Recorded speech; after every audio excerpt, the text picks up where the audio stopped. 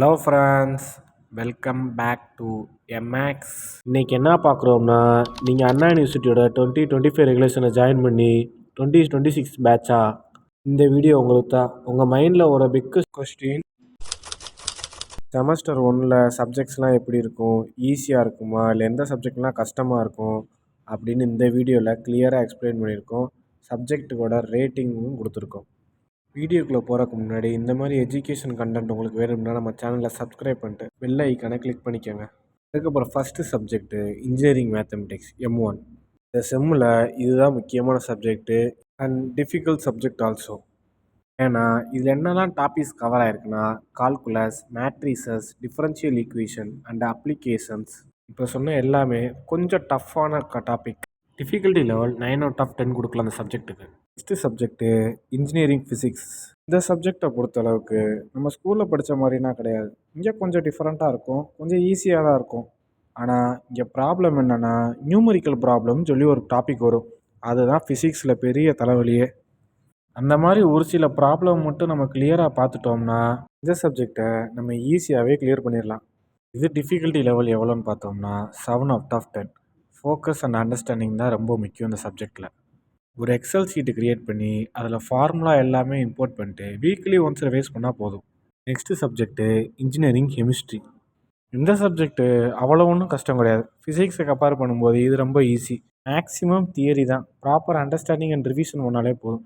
இது டிஃபிகல்ட்டி லெவல்னு பார்த்தோம்னா 10/5 தான், அதாவது பாதிக்கு பாதி தான். இது ஈஸியான சப்ஜெக்ட். சிஜிபிஏ அதிக ஸ்கோர் பண்ணுறதுக்கு இது ஒரு நல்ல சப்ஜெக்ட். Next programming fundamentals. இங்கேருந்து தான் நம்ம கோர் சப்ஜெக்ட்டுக்குள்ளே போகிறோம். Programming most valuable subject in semester 1. Many student நர்வஸாக இருப்பாங்க. ஏன்னா கோடு நம்ம எக்ஸாம் முன்னாடி படித்தோம்னா ரொம்ப கஷ்டமாக தான் இருக்கும். டெய்லி ஒரு சின்ன சின்ன கோடு ப்ராக்டிஸ் பண்ணாலே போதும், நம்ம நல்லா ஸ்கோர் பண்ணலாம் அந்த சப்ஜெக்டில். ப்ரோக்ராமிங் ஒரு ஸ்கில் மட்டும்தான். இது டிஃபிகல்ட்டி லெவல் எவ்வளோன்னு பார்த்தோம்னா 6/10 மட்டும்தான். இதில் என்னெல்லாம் டாபிக் கவர் ஆகுதுன்னா, maximum variables, loops, condition, function, பேசிக் ப்ராப்ளம் சால்விங் மட்டும்தான் ஃபஸ்ட் இயரில் நீங்கள் ஃபேஸ் பண்ணுவீங்க. நம்ம சேனல் இதை ஆல்ரெடி அப்லோட் பண்ணியிருக்கோம். Next subject English. இதுதான் இருக்கிறதுலே ஈஸியான சப்ஜெக்ட்டு. ஆனால் இதை நம்ம யாருமே பெருசாக எடுத்துக்கிற மாட்டோம். ஈஸியாக ஸ்கோர் பண்ணக்கூடிய சப்ஜெக்டில் இங்கிலீஷும் ஒன்று. இது டிஃபிகல்ட்டி லெவல் 3/10 தான். இந்த சப்ஜெக்டை கொண்டு வரதுக்கு முக்கியமான காரணம் கம்யூனிகேஷன் டெவலப் பண்ணுறதுக்கு மட்டும்தான்.